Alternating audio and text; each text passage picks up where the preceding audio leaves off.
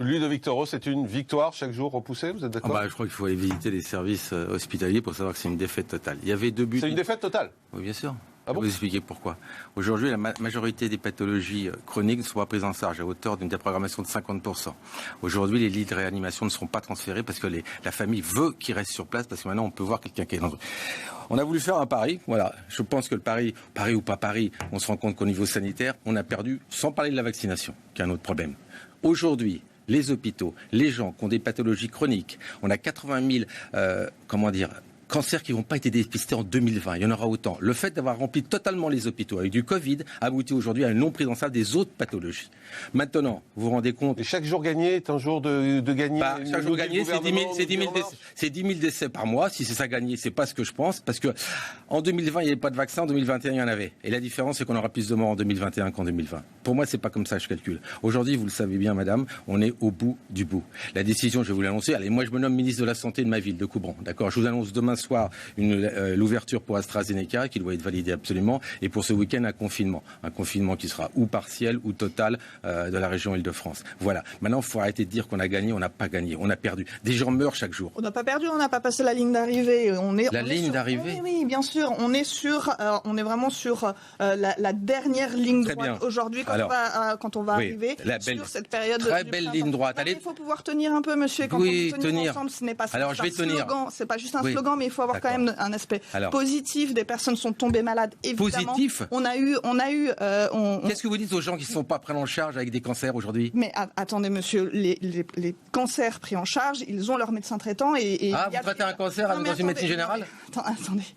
Quand on a une pathologie de cet ordre-là, elles sont prises en charge. Donc, 50% des programmations en Île-de-France. Et la volonté de la prise en charge, c'est que on ne sacrifie pas cela. Non, mais je veux dire, vous faites des généralités aujourd'hui qui donnent une impression que c'est réellement le chaos. Non, monsieur, on a une notion de vouloir gérer sans transfert de réa qui ne seront même pas à hauteur de 20. Donc c'est pas le chaos. Sans transfert annoncé, il va y en avoir 20. Voilà, c'est très bien, c'est pas le chaos sanitaire. Néanmoins, j'aime bien, vous connaissez monsieur Delfrécy. Il a été nommé par le gouvernement. Le Delfrécy, le 29 janvier, j'ai le papier. Il dit tout simplement: confinement strict pour une période de 4 semaines à partir de début février. C'est le courrier. Les pays les plus touchés n'ont pas pu arrêter le variant anglais qu'avec un confinement strict. Voilà ce que votre conseil vous a dit de faire que vous n'avez pas fait. Si on reste sur la trajectoire actuelle, on peut s'attendre à ce que le nombre d'hospitalisations dépasse rapidement celui observé durant la première vague de la pandémie. Avec un confinement strict de 4 semaines, on veut ça une décroissance forte. Tout est marqué sur un conseil scientifique nommé par le gouvernement. Vous n'avez pas voulu l'écouter. Quel conseil scientifique fait par... vous verrez ce qui se passe aujourd'hui. Et ne me dites pas que c'est une victoire, parce que moi, quand je vois l'état aujourd'hui des personnes qui devraient s'en soigner et qui ne peuvent pas le faire, avec un taux de contamination énorme, à 12% de positivité, excusez-moi, pour moi, c'est pas une réussite. Emmanuel Hirsch, c'est une réussite ou pas? D'abord, ce qui était intéressant, c'est que cet avis du Conseil du 29 janvier a été rendu le jour où le Premier ministre a refusé de confiner alors que tout le monde s'y attendait. Pour parenthèse. Pour nous. Voilà, alors moi qui ai l'habitude de dire que c'est un fiasco de l'Europe, les vaccins, il m'a démontré le contraire, Jean Castex. Non, mais en plus, il n'a pas dû entendre la présidente de la Commission européenne qu'elle dit qu'elle s'est trompée, qu'on a été trop naïf et qu'on n'a pas su gérer. C'est elle qui l'annonce. Et maintenant, mais là, ce qu'il dit, vous en pensez quoi? C'est du n'importe quoi, c'est pas sérieux. C'est de la communication pour essayer de passer des messages positifs. Peut-être qu'il en faut, mais là, si vous voulez, la population se rend compte qu'on peut pas entendre ça. C'est pas possible. Ou alors, ils n'ont pas essayé de taper Doctolib ou quelque chose. C'est pas possible de dire des choses comme ça, qu'on est les meilleurs, qu'on n'aurait pas pu faire mieux. Il faut à un moment dire et être humble, et c'est ce que veulent les citoyens, dire on a pu se tromper, on s'est trompé. Et d'ailleurs, regardez ce que fait l'Italie. L'Europe a éclaté là sur les... L'Italie a signé avec les Russes sur Sputnik, ils vont faire dès juillet une truc. C'est parti, ils ont compris qu'eux, ils veulent sauver les gens. Ils ont fait confiance à l'Europe. Et pas le gouvernement français? Le français dit on doit écouter l'Europe.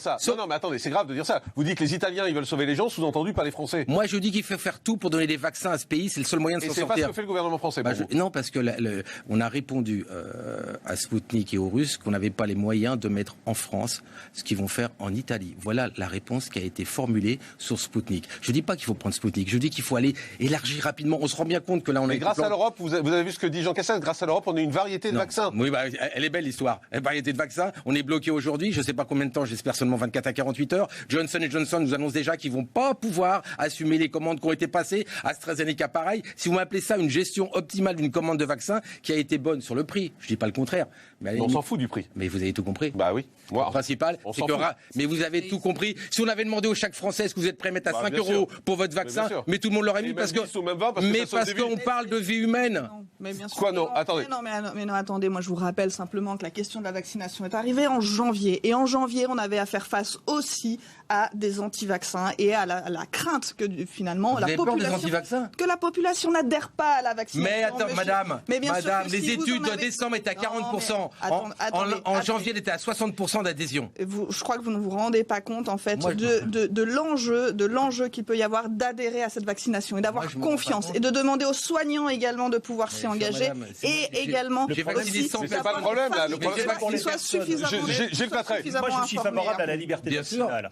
Mais même pour les personnes qui veulent à tout craint se faire vacciner, elles ne le peuvent pas toutes aujourd'hui. On ne peut pas se satisfaire. Regardez ma collègue, c'est Danemark je crois. Ouais. Elle était claire, ils ont confiné, ils ont vacciné, ils sont en train d'ouvrir. C'est pas ce qu'on fait. On fait tout le contraire. Donc en fait on est dans l'échec total.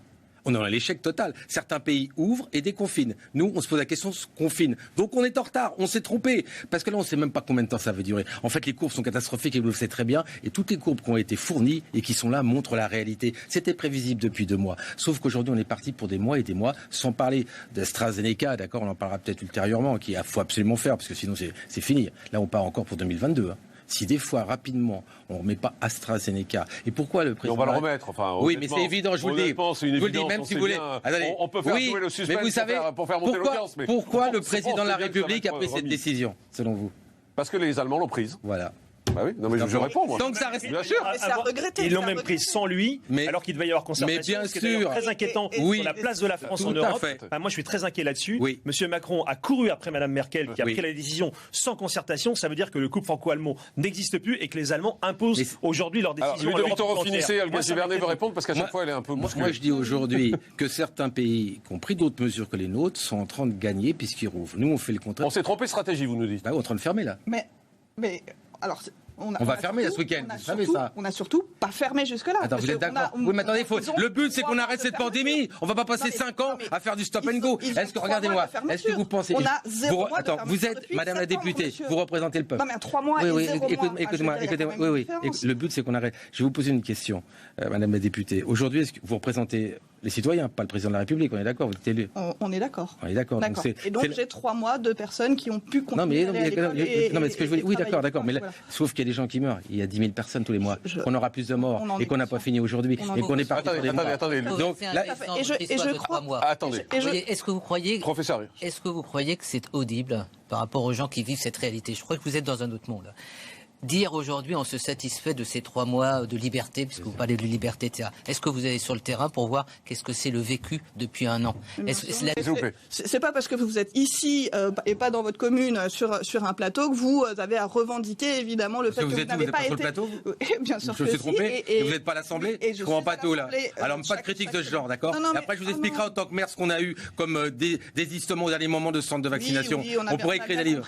On a bien compris les difficultés que vous avez. C'est pas des difficultés. Et à vouloir mettre des centres de vaccination et la coordination. C'est un discours Vous avez raison. On a l'impression que les gens ne font rien sur le terrain. S'il n'y avait pas eu cette mobilisation depuis 1 an, on n'existerait plus socialement. Ça serait une crise majeure. Non, mais prenez-en conscience. Au moins, parce que vous êtes décalé de la réalité. On la laisse répondre. Olga Givernet.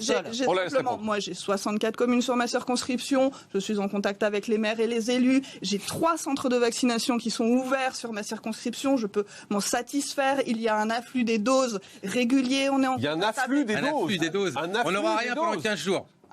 Un flux de doses. Parce qu'un afflux, franchement, vous devez être la seule à avoir un afflux. Vous avez parlé au médecin généraliste de votre circonscription? Bien sûr, parce qu'il y a et qu'est-ce qu'ils vous ont dit? Il y a des communautés. Écoutez ma question. Attendez, Ludovic Toro.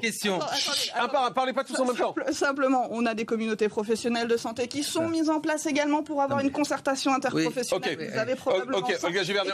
Docteur Ludovic Toro. Une petite question, Madame la députée.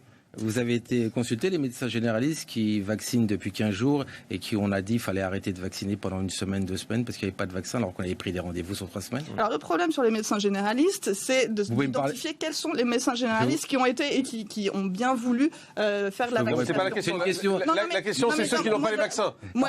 Ceux qui ont voulu. Dans l'organisation, et il faut parler des CPTS, de savoir si on peut se raccrocher avec un centre de vaccination. Non, mais c'est pas ça la question. compris. La question, c'est on a arrêté de livrer des vaccins à certains médecins généralistes. C'est ça la question. Pas été interpellé par ces médecins-là. Excusez-moi. Il faut aller sur le terrain alors. C'est important. Parce que tous les médecins généralistes, les représentants, le Conseil de l'ordre vous a interpellé. Vous êtes bien député. Si vous êtes député, vous êtes au courant qu'il y a eu quand même les médecins généralistes qui étaient un peu énervés. Ils sont voulu rentrer. Ils sont rentrés qu'à un tiers aujourd'hui. Je vous expliquerai pourquoi. Parce qu'ils n'ont pas été contactés par téléphone. Ils ont reçu un mail parmi les 100 000 mails, d'accord. Ne mettez pas le haro surtout sur les généralistes et encore moins sur les infirmiers, d'accord. Parce que par votre faute aujourd'hui, on les applaudissait pas comme on les applaudit avant. Et ça, c'est le problème de communication. Parce que les soignants commencent à en avoir assez. Aujourd'hui, les généralistes, on les a enlevés de la vaccination pour donner à nos confrères qui sont nos amis depuis longtemps un flacon. C'est ça la 6e puissance mondiale, c'est ça la réussite, c'est ça l'autosaf. Eh ben non. Vous l'avez vu, c'est le flacon que vous avez là, c'est ça? Voilà, il est là, d'accord. Il est vide. Il est vide. Et vous n'avez rien d'autre?